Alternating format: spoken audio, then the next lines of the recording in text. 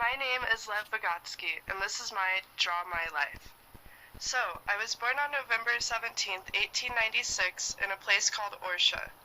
Shortly after I was born, my family and I moved to the city of Gomel. I was one of 8 children, but it was cool because my mom stayed home and homeschooled all of us, while my dad worked at the bank. I was taught by her until I was old enough to go to high school. There I excelled in all of my classes, and was known as the Little Professor. I even graduated with a gold medal at the age of 17. After that, I was fortunate enough to attend the University of Moscow, seeing as only a limited number of Jewish people were accepted at the time.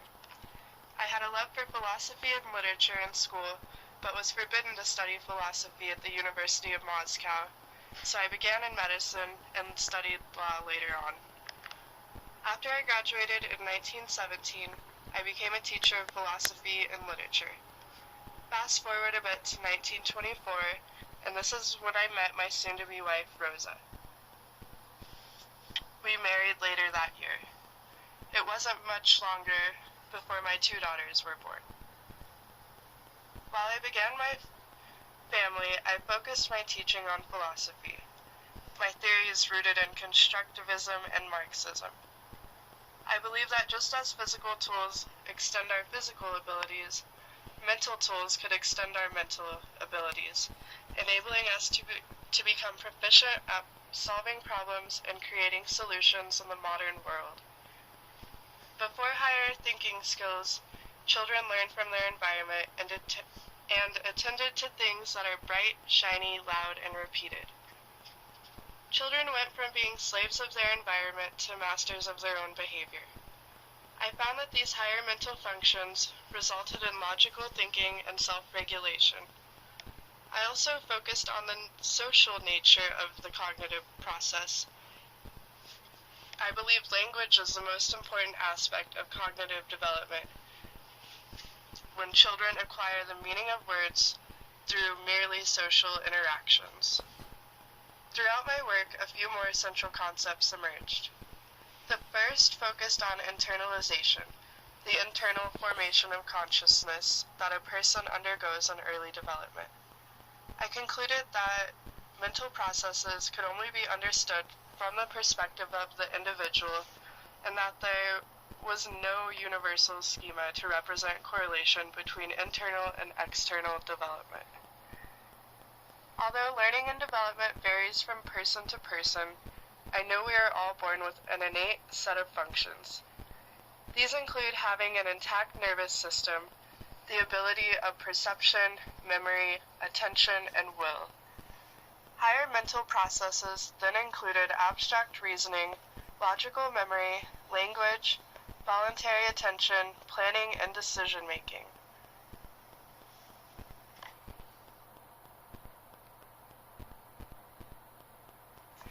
The context of and opportunities for learning are always changing. After giving a superb presentation on the methods of reflexological and psychological investigations, I was offered a live-in job restructuring the Psychological Institute of Moscow.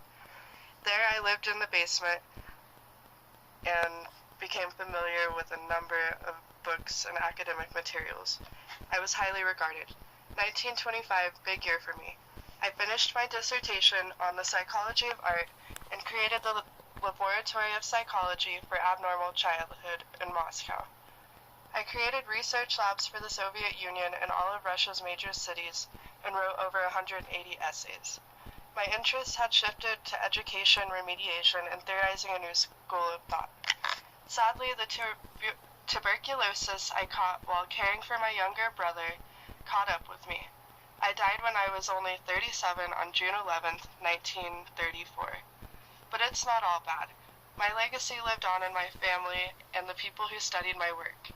Thought and Language was first released in English in the 1960s, although my work didn't gain recognition until the release of Mind and Society 16 years later.